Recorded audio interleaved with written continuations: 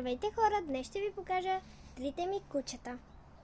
Ще ги започнем от най-малкото към най-голямото, като ви казвам името и възрастта на всяко и породата също.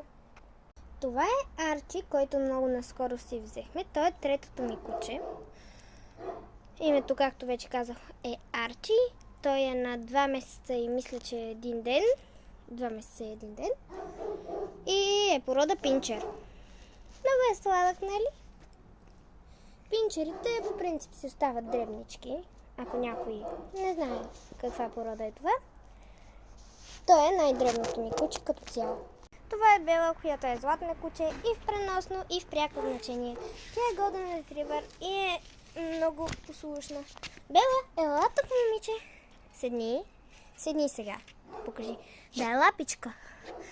Тя е, мисля, че на 4 години, както вече казах, порода Golden Retriever. Името ѝ е Бела.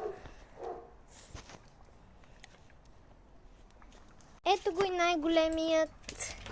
И то първото ми куче е той. Бела е второто. Нещо много емблематично за него е, че очите му са различни. Той е много добър, въпреки че изглежда малко страшен. Обича нещата да се случват на неговото. Доста е голям. Той е смеска между лабрадор и хъски. Оттам идват и различните очи. Той е май на 7 години или 6. Не съм точно сигурна. Но е много красив и много мил.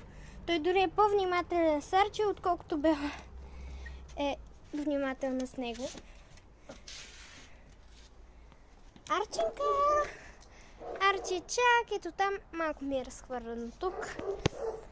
Но да, това бяха моите кучета. Благодаря, че бяхте с мен и харесайте видеоклипа и се абонирайте, ако искате да гледате още такива. Чао!